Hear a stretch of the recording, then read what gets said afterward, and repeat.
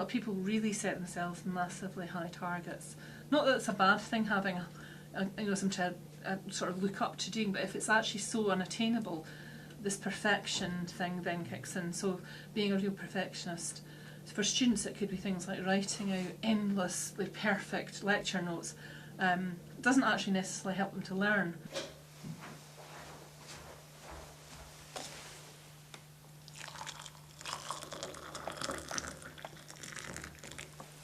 Changing the tune in their head, quite an important aspect of it, because a lot of people are kind of spending all the time stressing out about why they didn't do something, or looking back at all the things, bad things, and kind of sometimes awfulising and generalising about their whole life as if everything was terrible about it. But you start to kind of get people to get a bit more perspective on their situation.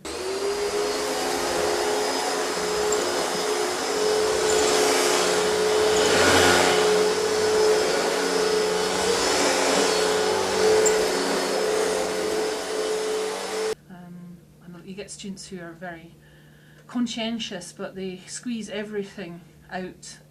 Sometimes it's like they've committed themselves to so many things that they just have no downtime.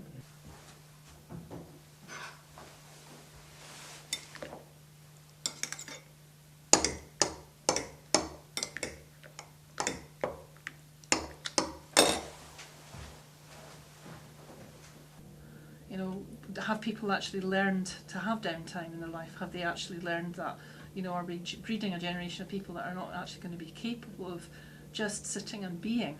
Mm-hmm. I think there's a good expression which is being a human doing rather than a human being, and I think that kind of sums it up really. We've forgotten that we can just be rather than be doing, and I think there's an awful lot of people who are spending a lot of time doing, and not necessarily very fruitfully, because once people get to a certain point when they're stressed, there's a kind of way that the graph goes up. You basically are going up the hill in terms of stress and a bit of motivation, that's fine, but when it gets to a certain point, there's a tipping point where people then begin to get so stressed that the performance goes down. And no matter how much more pressure you apply, they're not going to perform. We never have any downtime. Where's the space for being just a person and not attached to all this tech all the time? And don't get me wrong, I'm not a technophobe, I have all these gadgets and all these things myself, but is there ever a moment when we're just kind of alone with our own thoughts, or just we're scared to be alone with our own thoughts perhaps?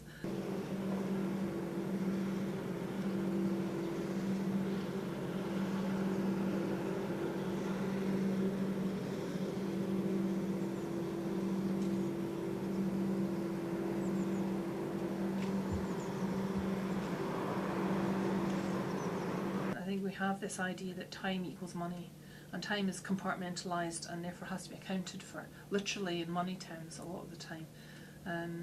So people are kind of, we have to set our kind of clocks to be there at a certain time, do this at a certain time, and up to a point that helps us to organise our society. But then there is a kind of, measure of kind of presenteeism being used as the kind of, rather than actual productivity.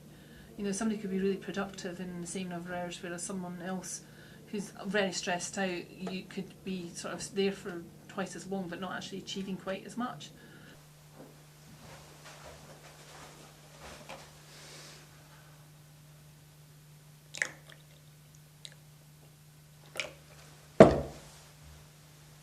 What I do is what I call my Zen moment, and that is most days, unless it's absolutely tipping rain and it's horrible, horrible weather, I will go out in my garden, I will have my 5 minutes wandering around my garden in the morning before I go to work.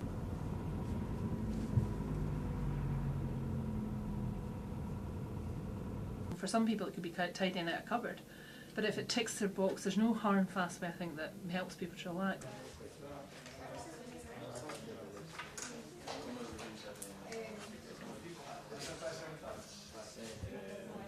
And I mean, those types of things are good, I think, for people, and it could be doing nothing, just listen, probably just sit and listen to the birds, or it could be just, reading a book or something, but it's for different strokes for different folks. I think there's no one way that's good for everyone.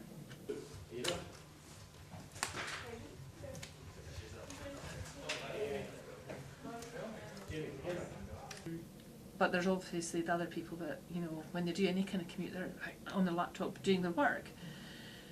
You know, do they ever switch off?